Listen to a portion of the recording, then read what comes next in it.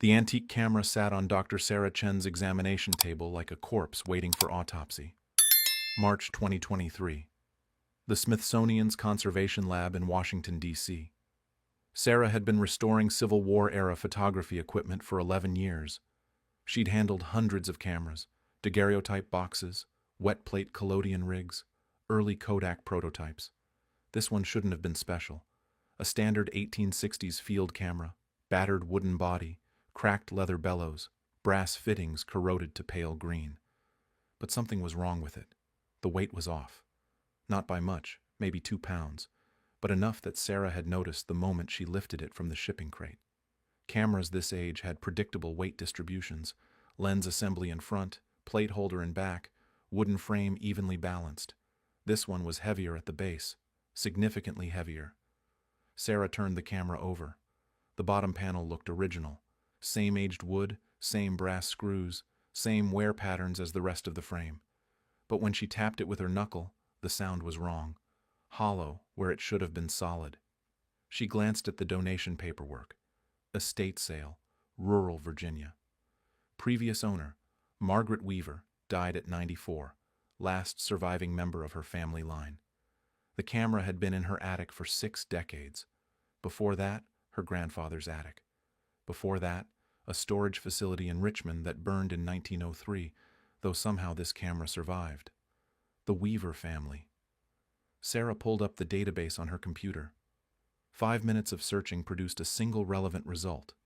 Thomas Weaver, photographer, Confederate military contractor, 1861-1864.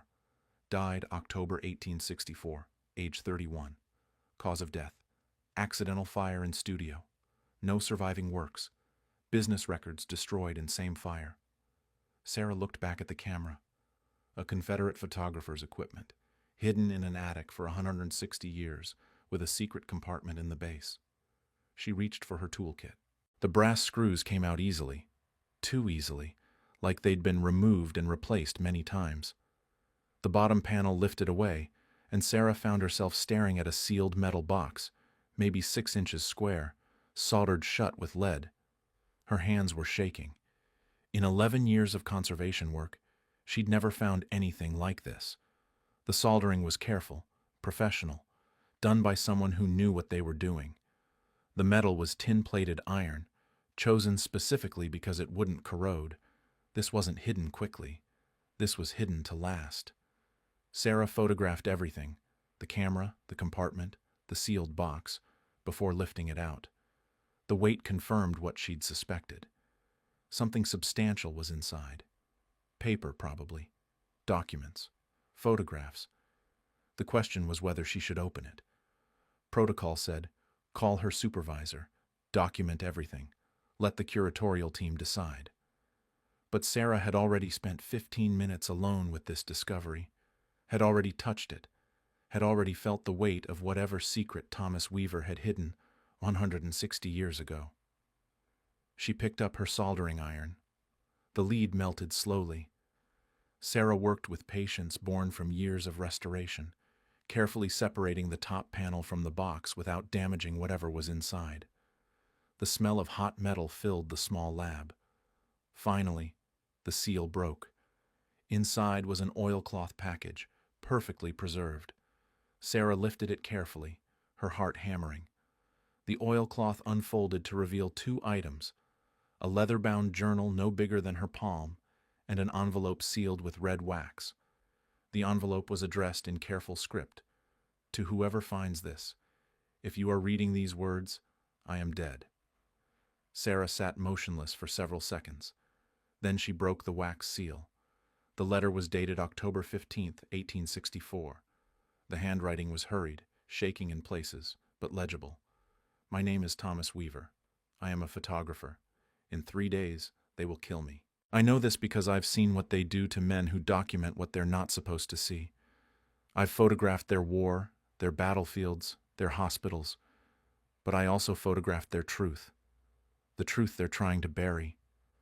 I took 47 photographs they want destroyed. I took them in secret. I took them because someone has to bear witness. I took them because history should know what really happened here. This journal contains the locations where I buried the glass plate negatives. 47 plates, hidden in 7 locations across Virginia. They're searching for them. They've already found 12. They burned them, but 35 remain. If you find this letter, I am likely dead. If you find this letter, please understand what these photographs cost. Among them is one image in particular, the one they want most, the one that proves everything. I took it on October 12, 1864, at a labor camp outside Petersburg. The subjects refused to look away. They stared directly at my lens, into history, into the future where you're standing now. That photograph will show you why they killed me. The first burial location is beneath the oak tree at St. James Cemetery, Richmond, 3rd row, 7th grave from the north fence. The plate is sealed in a tin box 18 inches deep. Find them. Show the world. Make my death mean something. Thomas Weaver, October 15, 1864. Sarah read the letter 3 times. Her coffee had gone cold. The conservation lab's fluorescent lights hummed overhead. Outside, Washington traffic moved past the Smithsonian's windows. Everything was normal. Everything was the same. Except she was holding a letter from a dead man claiming he was about to be murdered for taking photographs. She opened the journal.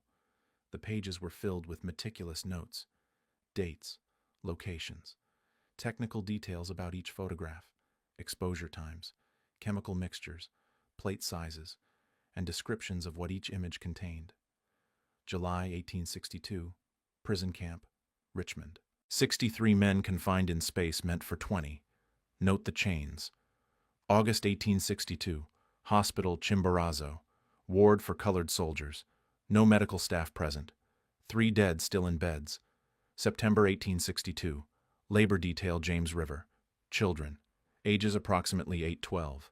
Working railroad construction. The entries continued. Month after month of documentation that Thomas Weaver wasn't supposed to be creating. His official photographs for the Confederate military showed battlefield heroics, noble officers, orderly hospitals. These secret photographs showed something else. And then Sarah reached October 12, 1864. The entry was longer than the others, more detailed. The handwriting trembled in places, as if Weaver's hand had been shaking as he wrote. Petersburg Labor Camp, 6 subjects. Photograph taken 2:17 p.m., October 12th. Clear weather. Excellent light. I photographed battlefields at Antietam. I photographed mass graves at Chancellorsville. I photographed field hospitals where men's limbs were stacked like cordwood. None of those prepared me for what I saw today. The subjects are prisoners designated for railroad construction. They are chained, not for transport. The chains are permanent, riveted to iron collars worn continuously for months. The foreman explained this, keeps them properly controlled. I asked permission to photograph them for military records. Permission was granted. What the foreman didn't understand was what I was actually documenting. The subjects looked directly at my lens. They knew. They understood I was creating evidence. One man in the center, I learned his name was Samuel, held his chains toward the camera. A deliberate pose, an accusation. This photograph will end me. I know this as certainly as I know my own name. But I cannot unsee what I saw. I cannot destroy this image. It is the truth. And truth must survive, even if I don't. Burial location. Beneath the floor of the old Chapman warehouse, Richmond. 3rd beam from the eastern wall, 2 feet down. Sarah stopped reading. Her mouth was dry. She looked at the letter again, at the date. October 15th, 1864. The same day Thomas Weaver supposedly died in an accidental fire. She pulled up the historical records database and searched for Thomas Weaver's death certificate. It took 3 minutes to find. October 15th, 1864, Richmond, Virginia. Cause: accidental fire in photography studio. Body identified by dental records. Studio completely destroyed. All equipment and photographs lost. No investigation, no questions. Just a photographer and his entire life's work reduced to ash in a single night. Sarah looked at the journal again, at the burial locations Thomas Weaver had carefully documented before he died. 7 sites, 47 photographs, hidden beneath churches, warehouses, cemeteries, gardens. One photograph they wanted most, the one from October 12th, the one with Samuel holding his chains toward the camera, the one buried beneath Chapman Warehouse. Sarah checked her watch. 4:17 p.m. Her shift ended at 5. She had exactly 43 minutes to decide whether she was going to do what Thomas Weaver's letter was asking her to do. Find the photographs, show the world, make his death mean something. She picked up her phone and called the only person she trusted to understand what she'd just discovered. "Marcus, it's Sarah. I found something. Something that's been hidden for 160 years, and I think someone was murdered to keep it hidden."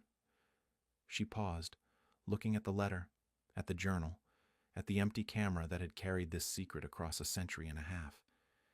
"I need to know if Thomas Weaver really died in an accident, or if someone killed him 3 days after he took a photograph they couldn't allow to exist." Marcus Webb arrived at the Smithsonian at 6:47 p.m., exactly 93 minutes after Sarah's call. He was a forensic historian, one of 7 in the United States who specialized in authenticating questionable historical documents and investigating archival mysteries that traditional historians wouldn't touch. Sarah had worked with him twice before, once on a suspected forged Lincoln letter, once on Civil War photographs that showed impossible chronology. Both times Marcus had found the truth buried beneath layers of official narrative. He stood now in Sarah's lab, reading Thomas Weaver's letter for the 3rd time, his expression unreadable. "You opened a sealed container without documentation," he said finally, "without witnesses, without photographing the seal before breaking it. I know. If this goes to court, if there's any legal proceeding, defense will argue contamination. They'll say you planted evidence. I know that too." Marcus looked at her. He was 56, gray-haired, with the cautious manner of someone who'd seen too many historical frauds. "But you opened it anyway. Why?" Sarah gestured to the letter. "Because he asked me to. Because he's been dead for 160 years, and this is his only voice." Marcus returned his attention to the journal, flipping through pages of meticulous burial locations and photographic descriptions. "These coordinates are precise. 3rd row, 7th grave, 3rd beam from eastern wall. This is someone who expected to die and wanted the evidence found." He paused at the October 12th entry. "Petersburg labor camp. You said the actual photograph might still exist?" "If the burial location hasn't been disturbed. Chapman Warehouse, Richmond. Journal says the plate was sealed in tin, buried 2 feet down beneath the 3rd beam from the eastern wall. Chapman Warehouse burned in 1911. Building's gone. The lot's been—" Marcus stopped mid-sentence, pulled out his phone, typed rapidly. 30 seconds later he showed Sarah the screen, a modern photograph of a vacant lot in Richmond's warehouse district. Chain-link fence, weeds, a historical marker barely visible through the overgrowth. The lot was never redeveloped. City owns it. Historical preservation zone, supposedly. But look at the marker. Sarah zoomed in on the photo. The marker was weathered, barely legible. Site of Chapman Warehouse, 1847-1911. Important role in Confederate supply chain. 35 photographs, Marcus said quietly. Buried in 7 locations. If even half survived, if we can recover even 10 or 15 original plates, we're talking about primary source evidence that completely contradicts the official Confederate narrative. And if Weaver was murdered for taking them, then we're talking about conspiracy to destroy evidence, and that conspiracy might have continued long after his death. Marcus set down the journal. "The fire inspector's report from 1864. You looked it up?" 1 paragraph. Accidental cause. No investigation. "Inspector's name?" Sarah pulled up her notes. "Charles Pemberton." Marcus typed again. 60 seconds of searching, then he turned the laptop toward Sarah. "Charles Pemberton, Richmond Fire Inspector, 1862-1866. Also, procurement officer for Confederate military photography contracts. He personally approved every photographer the military hired, including Thomas Weaver." The implication hung in the air between them. "He investigated the fire that killed the photographer he'd hired," Sarah said. and determined it was accidental despite Thomas predicting his own murder 3 days earlier. Who else knew about Weaver's secret photographs? Marcus scrolled through his search results. That's the question. Weaver mentions in his journal that they already found and burned 12 plates, which means someone was actively searching for them, someone who knew they existed, someone who knew they were dangerous enough to kill for. Sarah felt a chill despite the lab's climate control. He wrote about a network, other photographers documenting what they weren't supposed to see. Names? She checked the journal. None. Just references to others who see, and locations where he left messages, coded references in photography journals, advertisements in newspapers, symbols carved into cemetery monuments. A resistance network operating inside the Confederate Photography Corps. Marcus sat back. I've never seen anything suggesting that existed. Maybe because everyone involved was killed, or maybe because every trace was destroyed. Except this. Marcus gestured to the camera, the letter, the journal. One camera hidden in an attic for 160 years. How did it survive? Sarah had been wondering the same thing. The donation paperwork says Margaret Weaver died at 94, last of her family line. The camera was Thomas Weaver's, her grandfather's. She kept it her entire life but never talked about it. Her estate inventory listed it as antique photography equipment, no historical value. Did she know what was inside? How could she not? The weight, the sealed compartment. She had to know. Sarah paused. Maybe she was protecting it. Maybe she spent 94 years waiting for the right moment to let it be found. Marcus was quiet for a long moment. Then, we need to go to Richmond. When? Tonight. Now. If these burial sites still exist, if Chapman Warehouse Foundation is still accessible, we might be able to recover the October 12th plate before... He trailed off. Before what? Before someone realizes we're looking for it. Sarah felt her stomach tighten. You think someone's still watching? After 160 years? I think information this dangerous doesn't just disappear. I think families protect reputations across generations. I think there are people whose great-great-grandparents had reasons to want Thomas Weaver dead, and those reasons might still matter. Marcus began packing the journal and letter carefully into an archival container. Richmond's 2 hours away. We can be at Chapman's site by 10 p.m. It'll be dark. That's good. We don't want attention. Marcus, this is a federal historical site. We can't just dig. You opened a sealed historical artifact without authorization. You broke protocol because you thought it was important. Now I'm asking, how important do you think this is? Sarah looked at Thomas Weaver's letter, at his careful handwriting, at his request that someone make his death mean something. Important enough to break more rules, she said. They took Marcus's car. Sarah brought photography equipment, digital cameras, LED lights, measuring tools, sample containers. If they found the plate, she wanted to document everything properly, even if the excavation itself was illegal. The drive to Richmond was tense. Marcus filled the silence by reading aloud from Weaver's journal, cataloging each burial location, each hidden photograph, each piece of evidence that had been buried for 160 years. Labor camps, prison hospitals, execution sites, child workers, mass graves. Each entry was clinical, detached, like a medical examiner cataloging injuries.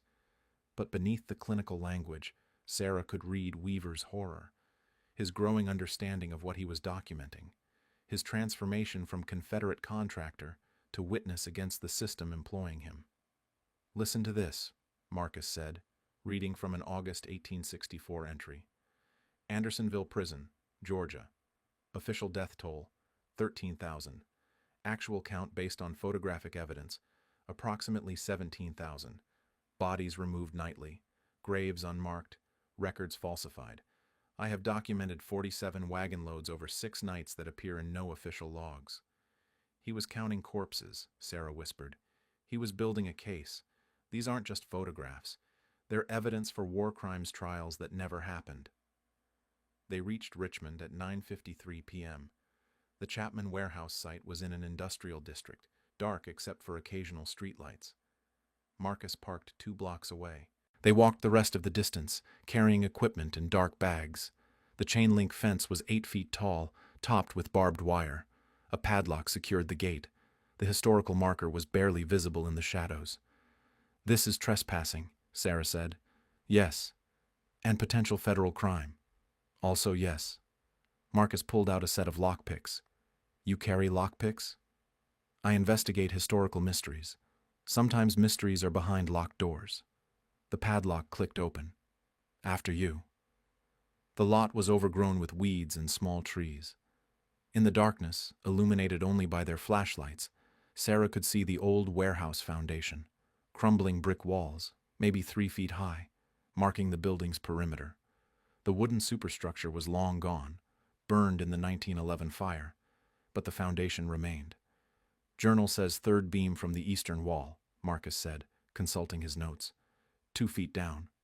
The beams are gone, but the foundation supports are still there. Look." He aimed his flashlight at the eastern wall. Set into the brick at regular intervals were iron mounting points where support beams would have attached. 1, 2, 3. Third beam would have been right. He walked carefully to a spot in the middle of the lot. "Here." Sarah set up her lights. In their harsh glare, the ground looked disturbed. Not recently, but at some point in the past century, something had been dug here. Depression maybe 6 inches deep, 2 feet across, now filled with dirt and weeds. "Someone already found it," she said, disappointment crushing her chest. "Or someone tried and failed." Marcus knelt, examining the soil. "Look at the dirt. Different composition. Clay underneath, sandy loam on top. That's fill dirt. Someone dug here, then filled it back in. But they filled it wrong, used different soil. That's an amateur mistake. So maybe they didn't find it? Maybe they didn't dig deep enough. Or maybe they dug in the wrong spot. Weaver said 2 feet down. Most people would have given up after 18 inches. Marcus pulled a collapsible shovel from his bag. "Let's find out." He started digging. Sarah kept watch, checking the fence line, the street, anywhere someone might see their lights. The shovel cut through soft fill dirt, then hit harder clay. 1 foot deep, 18 inches, 20 inches. At 23 inches, the shovel struck metal. Marcus froze. "Sarah." She turned, saw his expression. He carefully cleared dirt away from whatever he'd hit. In the LED light's glare, Sarah saw the corner of a tin box, sealed with lead just like the camera compartment, exactly as Thomas Weaver had described. "It's here," Marcus whispered. "After 160 years, it's actually here." He excavated carefully around the box, clearing dirt without disturbing the seal. 5 minutes later, he lifted it free. The box was maybe 8 inches square, surprisingly heavy, intact except for corrosion at the corners. Sarah photographed everything: the burial site, the box in situ, the measurements, the soil stratigraphy. Then Marcus carried the box to her equipment bag and set it under the lights. "Should we open it here?" Sarah asked. "No. We document location, extract carefully, open in controlled environment. That's proper protocol." "You're worried about protocol now?" "I'm worried about—" He stopped. Both of them heard it at the same moment. A car engine. Close. Getting closer. They killed their lights. In sudden darkness, Sarah heard the vehicle slow, then stop. Right outside the chain-link fence. Car doors opened. Footsteps approached. A flashlight beam cut through the darkness, sweeping across the lot. "Someone's in there," a voice said. Male. Virginia accent. Authority. Marcus grabbed the tin box and Sarah's equipment bag. "Move, now." They ran toward the back of the lot, away from the fence, toward the shadows where old foundation walls might provide cover. Behind them, the flashlight beam intensified. Multiple lights now. Multiple voices. "Richmond Police. You're trespassing on protected historical property. Come out now." Sarah's heart was hammering. They'd been caught. They'd broken federal law. They'd destroyed her career, Marcus's reputation, any chance of legitimately investigating Thomas Weaver's death. And they had a 160-year-old sealed tin box containing evidence someone might have killed to hide. "This way," Marcus hissed, pulling her behind a section of foundation wall. They crouched in the darkness, listening to footsteps entering the lot, spreading out, searching. A police radio crackled. "Control, this is Unit 47, reporting potential vandalism at Chapman Historical Site, requesting backup." Sarah's phone buzzed in her pocket. She grabbed it, saw a text from an unknown number. "Get out of there. They're not police. Run." Sarah stared at the text message. Unknown number. 5 words that changed everything. "Get out of there. They're not police. Run." Marcus saw it too. "Who sent?" "Doesn't matter."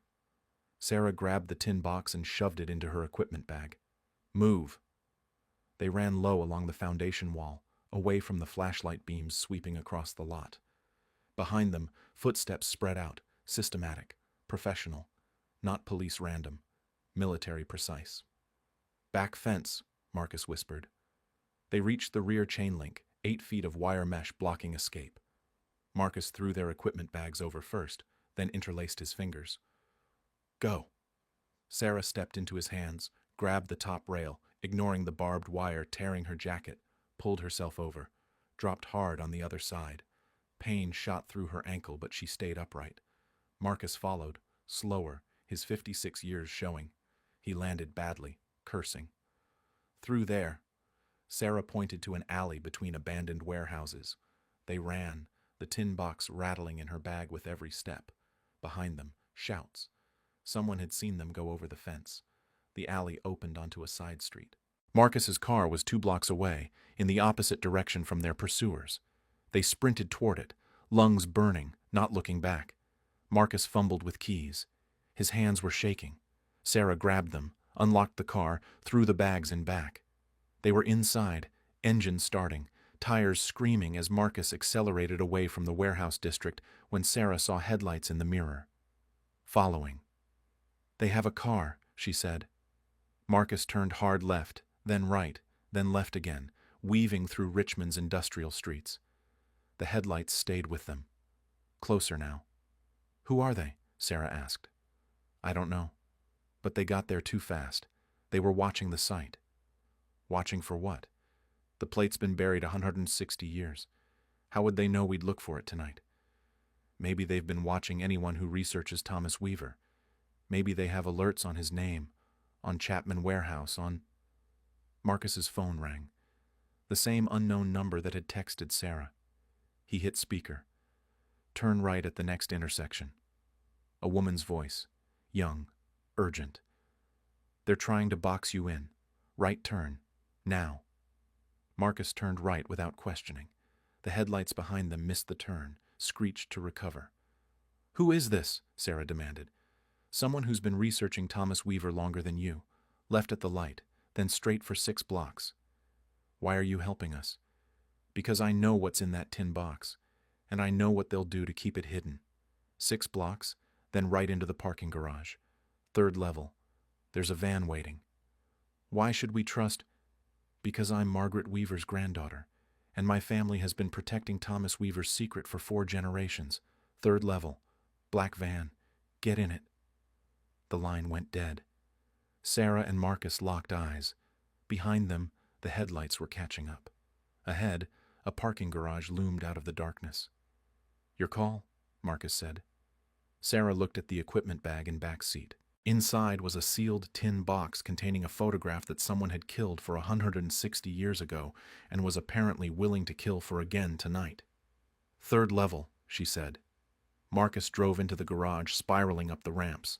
1st level, 2nd level, 3rd level, dark, mostly empty, a few abandoned cars, and there, in the corner, a black van, side door open, interior dark. Marcus parked. They grabbed the bags and ran to the van. A figure in the driver's seat gestured urgently. Sarah climbed in first, Marcus behind her. The side door slammed shut. The van was already moving before they were seated.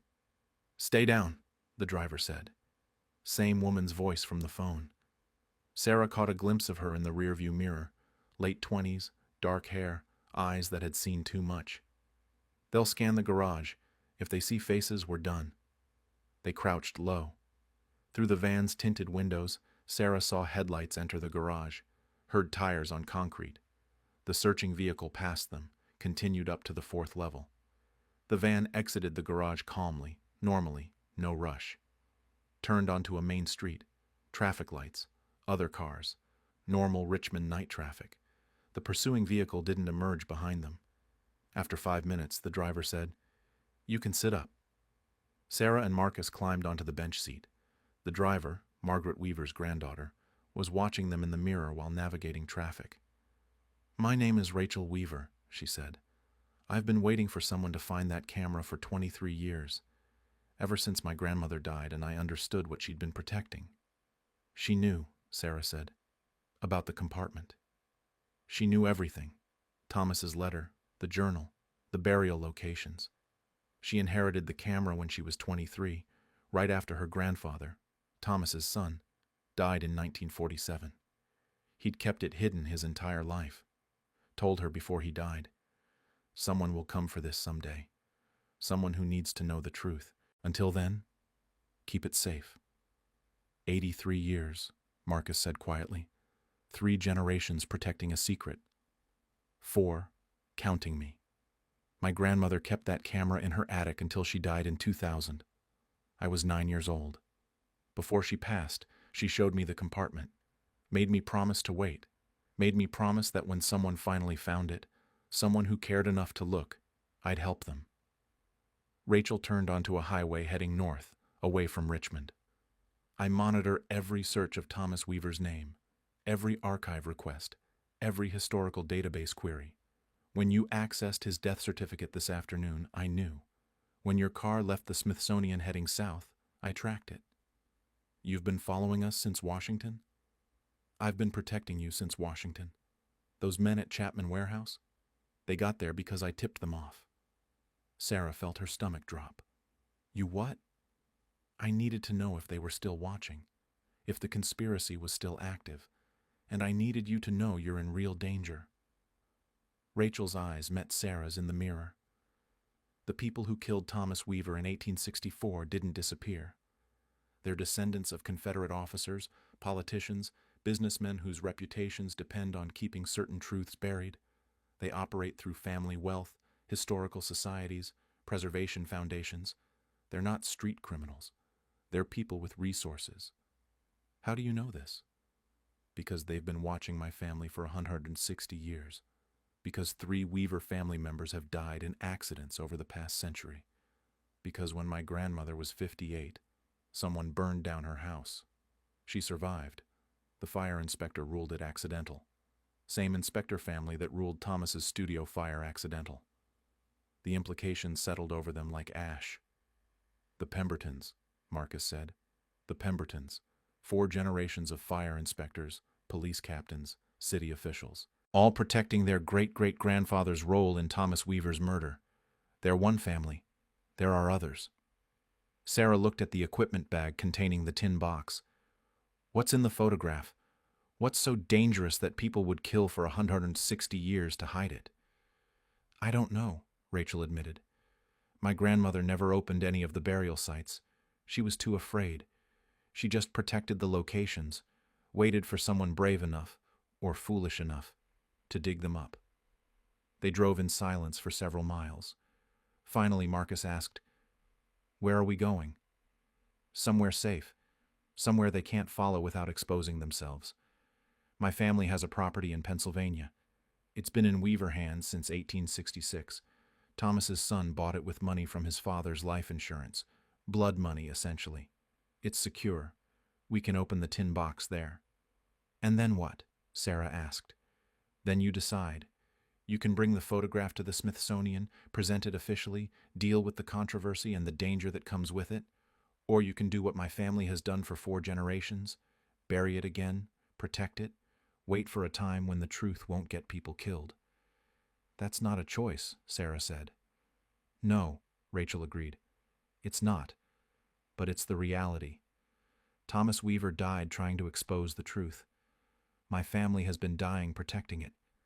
The question is, what are you willing to sacrifice to make his death mean something?" They reached the Pennsylvania border at 1:17 a.m. Rachel turned off the highway onto back roads, then onto a dirt driveway leading through dark forest. Finally, a house appeared, old, Victorian, isolated, surrounded by trees that had been growing since before the Civil War. Rachel parked behind the house. "Bring everything inside. Don't turn on lights until the windows are covered." They carried the equipment into a kitchen that smelled of old wood and closed spaces. Rachel drew heavy curtains over every window, then switched on a single lamp. In its dim light, Sarah saw photographs covering one wall, a family gallery spanning 160 years, and there, in an oval frame at the center, Thomas Weaver, 31 years old, serious eyes, holding a camera, 3 days before he died. "He knew," Sarah whispered. "When this photograph was taken, he knew he wouldn't survive the week." "He knew," Rachel confirmed. "But he took that October 12th photograph anyway, because some truths are worth dying for." Sarah set the tin box on the kitchen table. 160 years old, sealed with lead, buried beneath a warehouse that had burned decades ago, protected by 4 generations of a family that had paid in blood to keep it hidden. "Are we ready?" Marcus asked. No one answered. Because how could you be ready to see something someone had been murdered to hide? How could you prepare for truth that dangerous? Rachel handed Sarah a box cutter. "The seal is lead. Score it carefully around the edge. The glass plate inside is fragile, if it's even intact after 160 years underground." Sarah's hands were steady as she began cutting through the lead seal. 1 side, 2 sides, 3 sides, 4 sides. The lid lifted free. Inside was an oilcloth package, perfectly preserved, wrapped with precision that spoke of love and desperation. Sarah unfolded it carefully.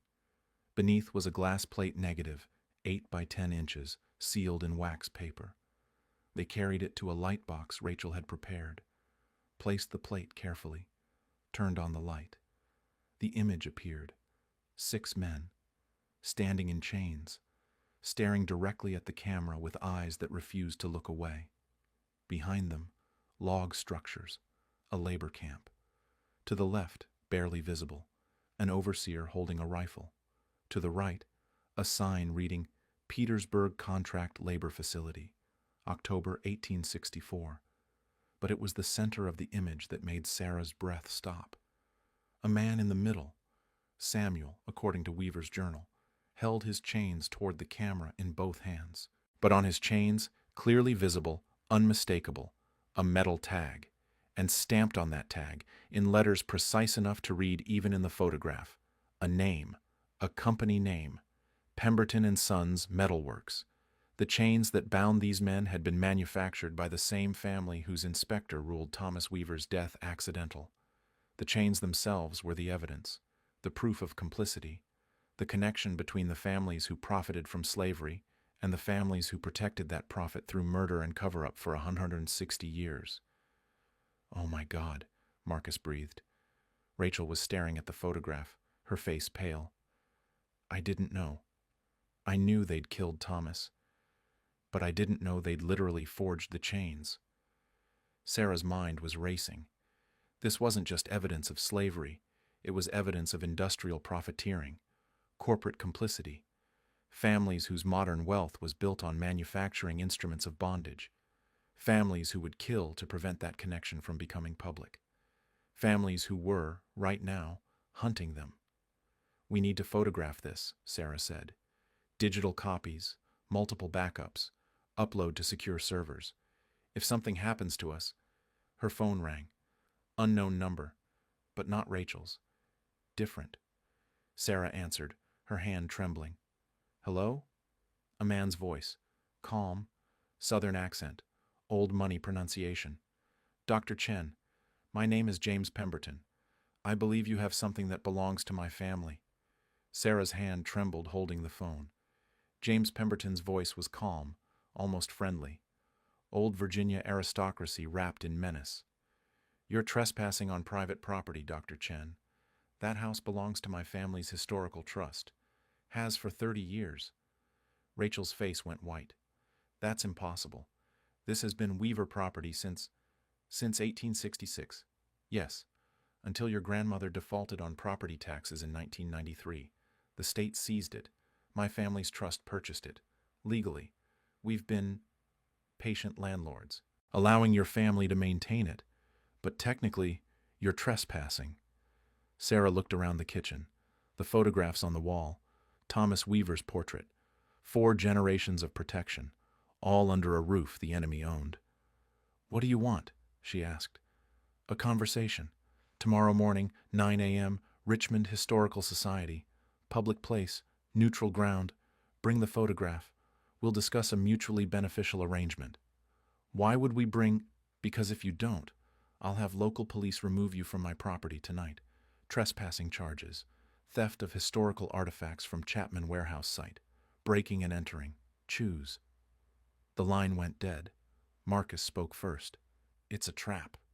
"Obviously," Rachel said. "The moment we walk into that building—" "We upload the photograph first," Sarah interrupted. "Multiple servers, cloud storage, historical databases, academic institutions. If they kill us, the evidence survives." "They won't kill you in the Historical Society," Rachel said.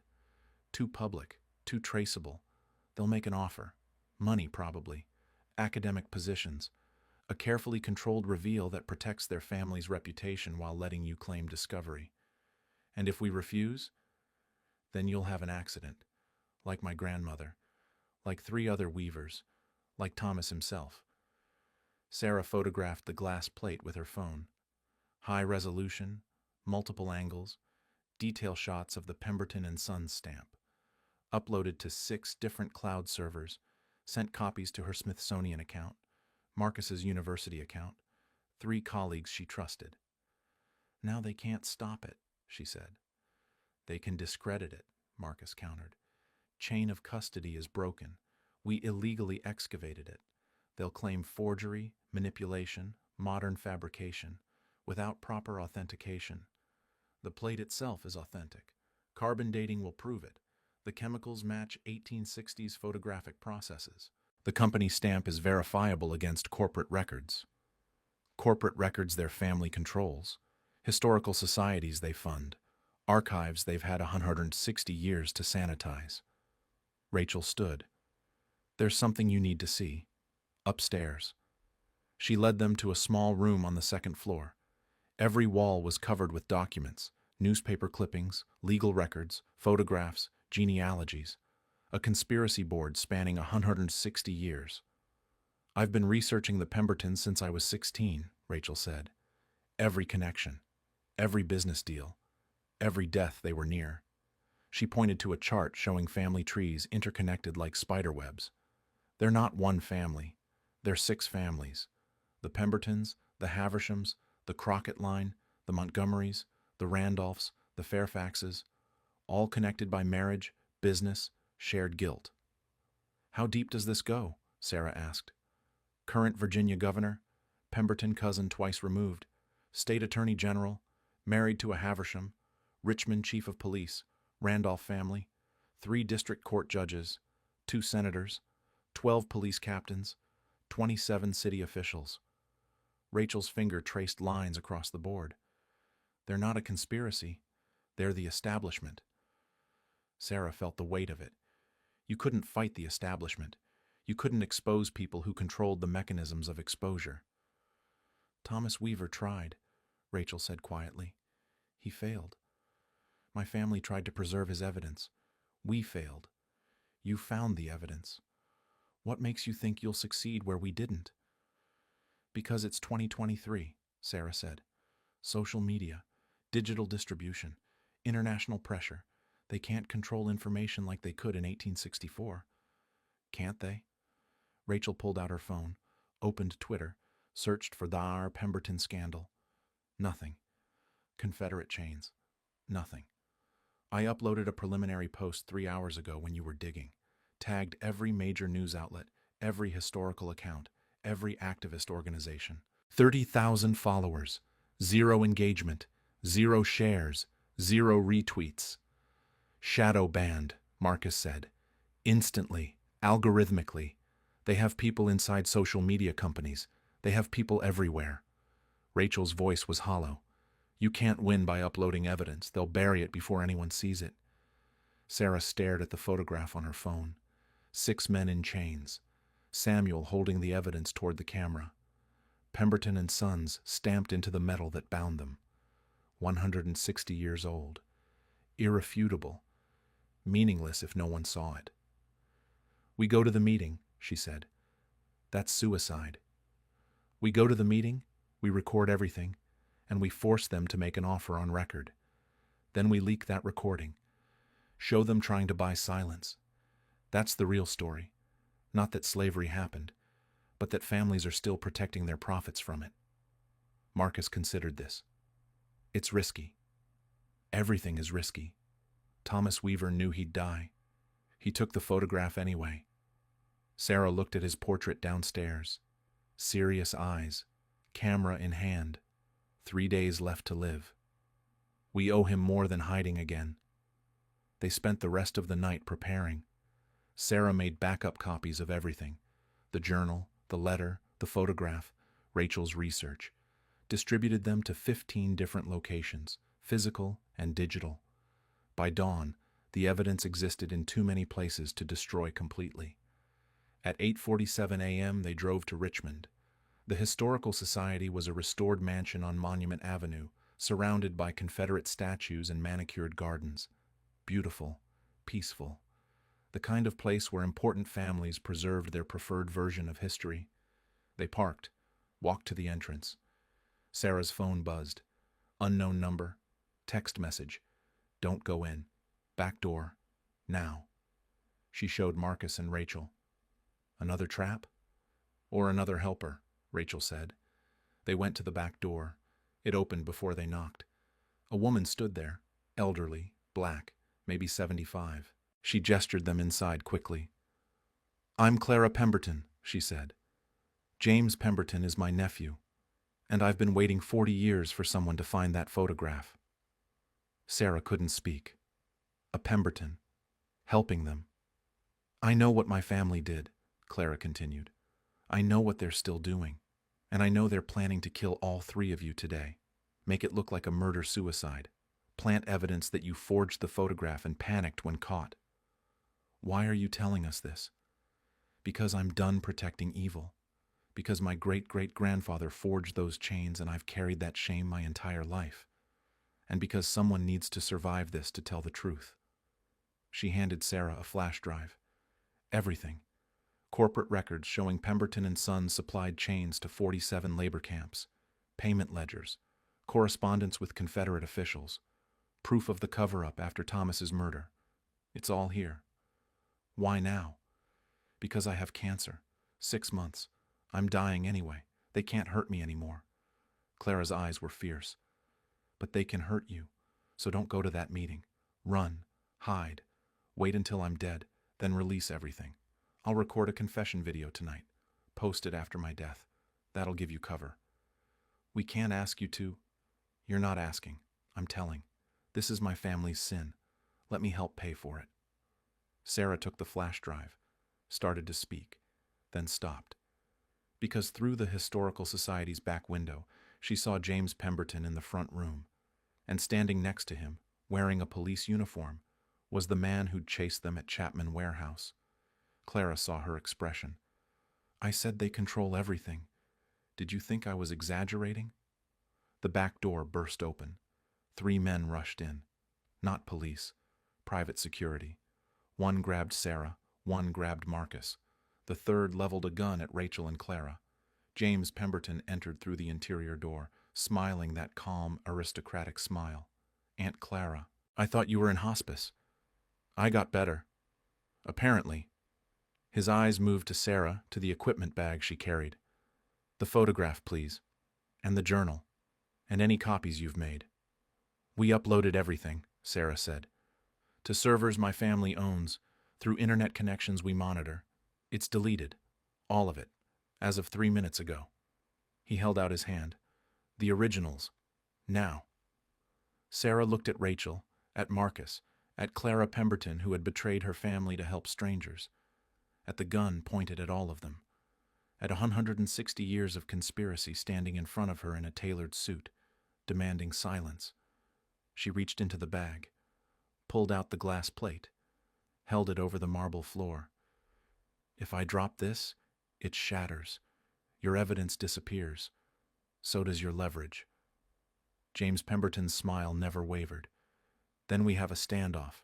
You can't leave, can't call police, can't upload, can't do anything except stand there holding fragile glass, hoping I don't call your bluff. It's not a bluff. Then drop it. Destroy 160 years of evidence. Make Thomas Weaver's death meaningless. I'm curious. Are you that committed to moral victory over actual justice? Sarah's hands were shaking. The glass plate felt impossibly fragile. One slip. One choice. Everything gone or everything at risk. Behind her, Clara Pemberton spoke quietly. The photograph doesn't matter anymore, dear. Look at your phone. Sarah glanced down. Her phone screen showed a live video. Streaming. 47,000 viewers. Climbing rapidly. The entire confrontation. Everything James had said. The gun. The threats. The admission of deleting evidence. All of it broadcasting to thousands of people, growing exponentially. I hit record when I saw them coming, Clara said. It's been streaming to my YouTube channel for 3 minutes. You can delete our uploads. You can't delete 50,000 witnesses. James Pemberton's smile finally disappeared. The Historical Society erupted into chaos. James Pemberton's security tried to grab Clara's phone, but she'd already dropped it into her pocket. The stream continued. 127,000 viewers now. News outlets picking it up. Screen recordings spreading across platforms faster than any algorithm could suppress them. You're finished, Sarah said. James's face had gone pale, but his voice remained controlled. This proves nothing. Edited footage, deepfake, AI manipulation. Our lawyers will have it discredited by tomorrow. Try it, Clara said. I'm recording my confession tonight. Every document, every piece of evidence. Corporate ledgers showing Pemberton and Sons supplied chains to 47 labor camps. Payment records. Correspondence with Confederate officials. All of it authenticated, dated, verified. You're dying. A bitter old woman with dementia. No court will... I had a full cognitive assessment last week. Perfectly lucid. Already filed with my attorney, who has instructions to release everything when I die, which, according to my oncologist, will be approximately 4 months. Clara's smile was cold. I'm going to spend my last days making sure everyone knows what our family did. What your branch is still doing. James looked at the men holding Sarah and Marcus. At the gun. At the phone streaming everything to hundreds of thousands of witnesses. The calculation was visible on his face. Violence now meant prison. Retreat now meant controlled damage. He chose retreat. Release them, he said quietly. The security guards let go. James Pemberton straightened his suit, composed himself with visible effort. This isn't over. We have resources, connections, legal teams that will tear apart every piece of evidence you... The photograph is already being authenticated by 3 independent labs. Marcus interrupted. Carbon dating confirmed. Chemical analysis matches 1860s processes. The glass plate is genuine. The stamp is genuine. And now 200,000 people have watched you admit to conspiracy to hide it. James walked to the door, stopped, turned back. My family built this state. We employed thousands, created wealth, contributed to society for 6 generations. One photograph from 160 years ago doesn't erase that legacy. No, Sarah agreed, but it shows what that legacy was built on, and now everyone knows. He left without another word. His security followed. The moment they were gone, Sarah's legs gave out. She sat hard on the floor, shaking. Marcus lowered himself beside her, looking 20 years older. Rachel was crying silently. Clara Pemberton stood by the window, watching her nephew's car drive away, her face unreadable. What happens now? Sarah asked. Legal battles, Clara said. Years of them. They'll fight every revelation, discredit every witness, tie everything up in courts until people lose interest. But the core truth is out there now. That's what matters. Is it enough? It's never enough. Thomas Weaver died trying to expose this. My family spent 4 generations protecting his evidence. You found it. Clara exposed it. But justice? She shook her head. Justice is complicated when the guilty families still own everything. Sarah looked at the glass plate photograph, still in her bag. 6 men in chains. Samuel holding the evidence toward the camera. Pemberton and Sons. 160 years of silence shattered. Her phone rang. Smithsonian director. Then a reporter from the New York Times. Then the Virginia Attorney General's office. Then the FBI. The story was spreading faster than they could track. By evening, the photograph was on every news site. Academic historians were analyzing it. Activists were demanding investigations. Pemberton family stock prices were crashing. 3 corporate board members had resigned. The Virginia governor, Pemberton cousin twice removed, was calling for thorough review of historical claims. But Sarah kept thinking about Clara's words. Justice is complicated. At 11 p.m., Rachel drove them back to Pennsylvania, the old Victorian house where Thomas Weaver's son had lived, where 4 generations had protected a secret, where that secret had finally broken free. They sat in the kitchen, exhausted, watching news coverage on Marcus's laptop, CNN, BBC, Al Jazeera. The photograph had gone global. "We did it," Marcus said. "We actually did it." "Did we?" Sarah asked. "The Pembertons still have their wealth, their positions, their power. We exposed one photograph. They'll survive this." "Maybe," Rachel said. "But now everyone knows. Every time someone sees their name, they'll think of those chains. That's not nothing." Clara had stayed in Richmond, preparing her confession. She'd sent a text an hour ago, recording everything. "Die peacefully, knowing truth survives me.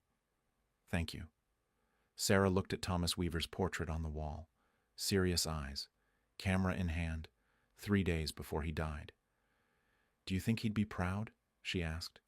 "Or disappointed that it took 160 years? No one answered. Because how could you know? How could you measure the value of truth against the cost of waiting? Sarah's phone buzzed. Unknown number. She almost didn't answer, but something made her pick up. A voice she didn't recognize. Male. Young. Nervous. "Dr. Chen? My name is David Haversham. I was on the board of the Pemberton Foundation. I resigned today, and there's something you need to know." "What?" "The photograph you found. The October 12th image. That's not the one they were most afraid of." Sarah's blood went cold. "What do you mean?" "Thomas Weaver's journal lists 47 photographs. You found one. There's another. The one he took at Andersonville Prison. The one showing the mass graves and the falsified body counts." David's voice dropped to a whisper. "My family has been searching for it for 160 years. And 3 weeks ago we found it." "Where?" "That's why I'm calling. Because I can't live with what I saw. Because someone needs to stop what they're planning to do with it." He paused. "They're going to destroy it. Tomorrow. At the family estate. And I'm going to tell you exactly where it is and how to get in before they burn the evidence." Sarah looked at Marcus and Rachel, saw her own shock reflected in their faces. "Why are you doing this?" she asked. "Because I have a daughter, and I don't want her growing up defending sins I didn't commit just because they're family sins." David's voice shook. "The address is 1847 Magnolia Lane. There's a basement archive. The photograph is in a safe behind the 1864 portrait of Charles Pemberton. Code is 10-12-1864, the date Weaver took the picture." "When tomorrow?" "They're meeting at 10 a.m. to destroy it. You have until then." The line went dead.